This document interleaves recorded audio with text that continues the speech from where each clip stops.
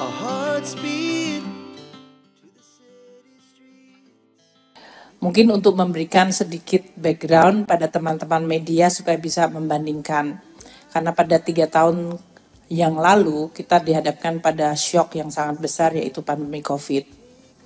Tahun 2019, sebelum COVID terjadi, THR dan gaji ke-13 itu diberikan dalam bentuk gaji pokok, tunjangan keluarga, tunjangan jabatan umum, dan 100% tunjangan kinerja. Itu diberikan untuk tunjangan hari raya, jadi 1 additional plus gaji ke-13. Dengan demikian, ya masyarakat ASN sebetulnya dalam hal ini mendapatkan 15 kali gaji dalam setahun, yaitu 12 plus THR, 14 plus THR plus gaji ke-13.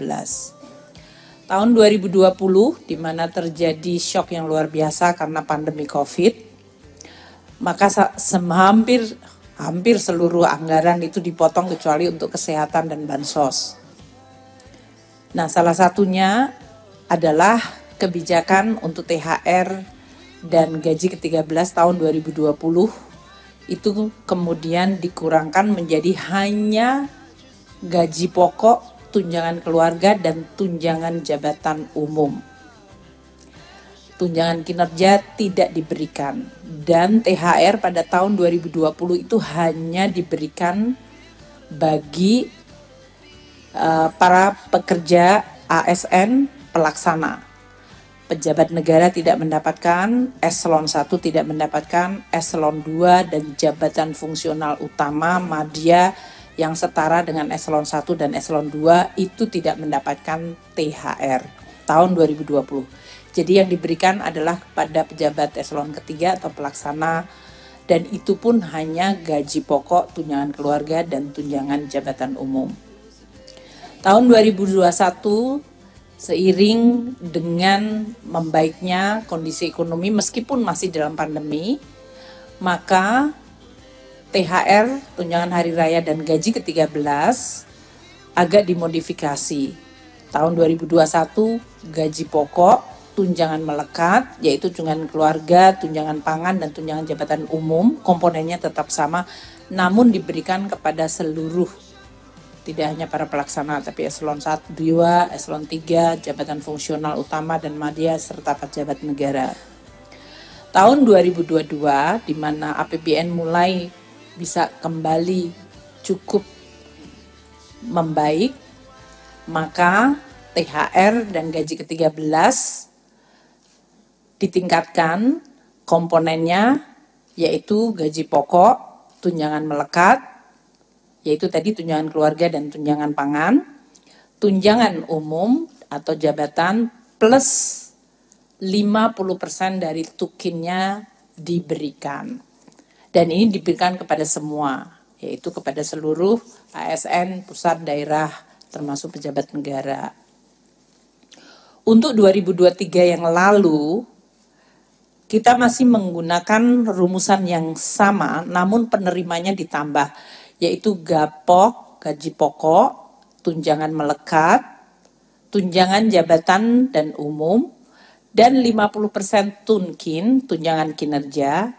Namun kita juga memberikan kepada pekerja, yaitu guru yang bukan ASN ya dalam hal ini, atau ASND, dan TPD dalam hal ini tunjangan profesi guru diberikan, tunjangan profesi D itu apa ya Pak? Dosen, dan lupa kalau saya pernah dosen, dan tunjangan profesor itu diberikan di 2023. Sehingga ini menggambarkan bahwa APBN yang sudah mulai membaik, kemudian juga mengembalikan fungsi termasuk dalam hal ini mekanisme untuk pemberian tunjangan hari raya dan gaji ke-13 kepada aparatur negara, pensiunan, penerima pensiun, dan penerima tunjangan. Nah, untuk tahun 2024 ini saya akan memberikan kesempatan kepada Pak Menpan RB untuk menyampaikan mengenai nanti komponen-komponen yang akan diberikan. Dan nanti saya akan teruskan lagi mengenai kapan waktu pemberiannya. Sebetulnya sudah sering saya sampaikan, yaitu THR akan dibayarkan paling cepat 10 hari sebelum Hari Raya Idul Fitri. Jadi apabila belum dibayarkan, dapat dibayarkan setelah Hari Raya Idul Fitri. Untuk beberapa daerah memang mungkin karena bukan Hari Raya Idul Fitri, dia bisa dibayarkan sesudahnya. Sedangkan untuk gaji ke-13 akan dibayarkan pada bulan Juni 2024. Dan apabila belum selesai pada Juni juga bisa dibayarkan sesudah Juni. Pak Menpan mungkin bisa menyampaikan komponen mengenai THR dan gaji ke-13 sesuai dengan peraturan pemerintah yang sudah diterbitkan oleh Bapak Presiden. Monggo Pak. Baik, matur nuwun Bu Menteri Keuangan, Pak Mendagri dan para sekjen. Ada kiriman pantun buat Bu Menteri ini. Wah. Pergi ke kebun melihat badak, diberi minum pakai ember. Tidur malam sudah tidak nyenyak lantaran menunggu pengumuman THR. Dan hari ini Bu Menteri mengumumkan, saya kira ini sudah nanti teman-teman bisa ada kepastian, bisa tidurnya. Cuman ada pertanyaan, siapa saja yang dapat THR ini? Apakah honorer dapat?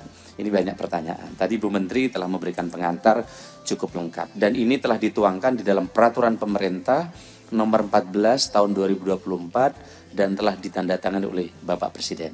Atas dorongan Ibu Menteri Keuangan, ini lebih cepat saya kira perpresnya, dan kemarin kita tanda tangan tidak lagi di kantor masing-masing, tapi kita tanda tangan di Sesnek sehingga ini bisa kita terima hari ini. Nah, siapa saja penerima THR dan gaji ke-13 tahun 2024? Satu adalah PNS dan calon PNS. Yang kedua adalah P3K, jadi honorer yang sudah diangkat P3K, mereka berhak menerima, prajurit TNI, anggota Polri, pejabat negara, Wakil Menteri, Staf Khusus Lingkungan KL, Dewan Pengawas KPK, pimpinan dan anggota DPRD, Hakim ad hoc, pimpinan, anggota, dan pegawai non-aparatur sipil negara LNS. Bapak sekalian kami hormati, komponen apa saja yang akan mereka terima bagi pegawai ASN dan bagi pensiunan. Pertama, untuk bagi pegawai ASN, pertama adalah gaji pokok, mereka terima.